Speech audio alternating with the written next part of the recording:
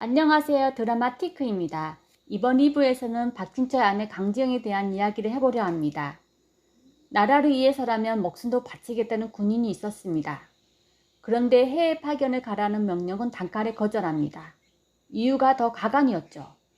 좋아하는 라스타 제닉이 한국에 공연을 하려 온다는 겁니다.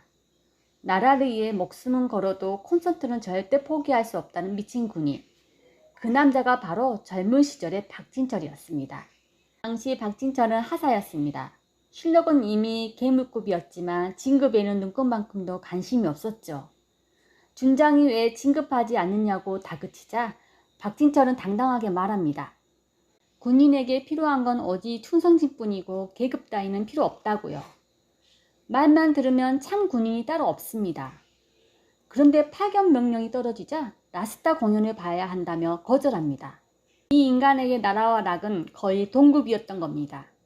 그때 한 여군 장교가 준장의 방으로 들어옵니다. 당시 계급은 소령, 이름은 강지영이었습니다. 강지영을 본 순간 박진철의 머릿속에는 봄바람이 불고 꽃향기까지 퍼집니다.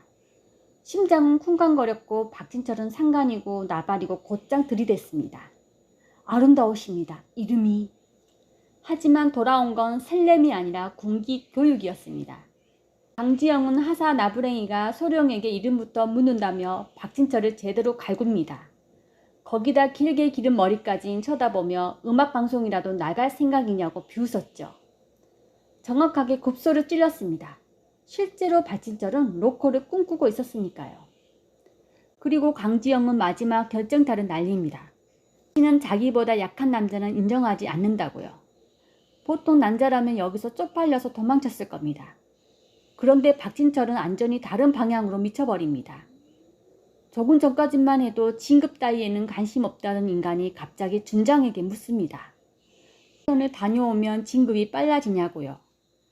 부사관에서 장교로 바꾸는 행정 업무도 알아서 처리하고 피와 살육이 가득해도 상관없으니 전 세계에서 가장 빡센 곳으로 5년 동안 보내달라고 합니다. 콘서트고 나발이고 강지영에게 강한 남자로 인정받는 게 인생 최대의 목표가 된 겁니다. 그리고 박진철은 정말 소말리아로 떠납니다. 결과는 더 미쳤습니다. 아시아인 최초도 아니고 세계 최초로 혼자 소말리아 북부 지역을 통일해 버립니다.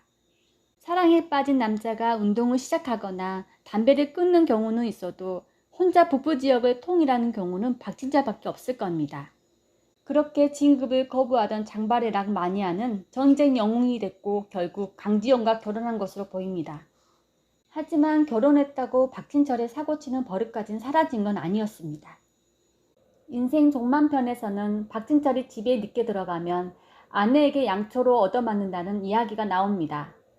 천혜정 그룹 사건이 끝난 뒤에도 성한수는 박진철에게 어젯밤 살려달라고 전화하지 않았느냐며 놀려댑니다.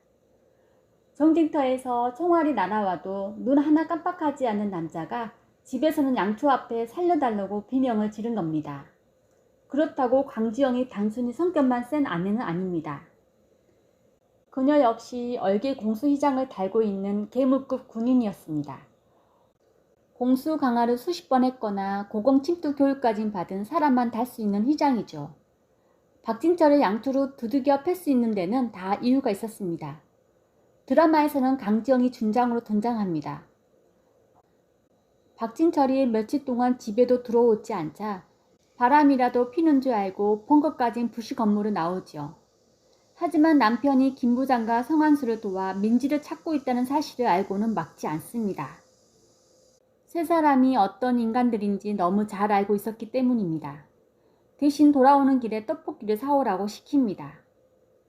박진철이 아내 앞에서는 꼼짝 못하는 이유는 단순합니다. 강지영은 박진철보다 계급도 높았고 전투력도 만만치 않았으며 이 인간이 거짓말을 하는 순간까진 전부 꿰뚫어 봤습니다. 무엇보다 나라보다 콘서트를 중요하게 여기던 철없는 하사를 한마디로 전쟁 영웅으로 만든 여자였죠. 결국 박진철이 평생 이기지 못한 유일한 상대는 총을 든 적군도 투입군도 아니었습니다.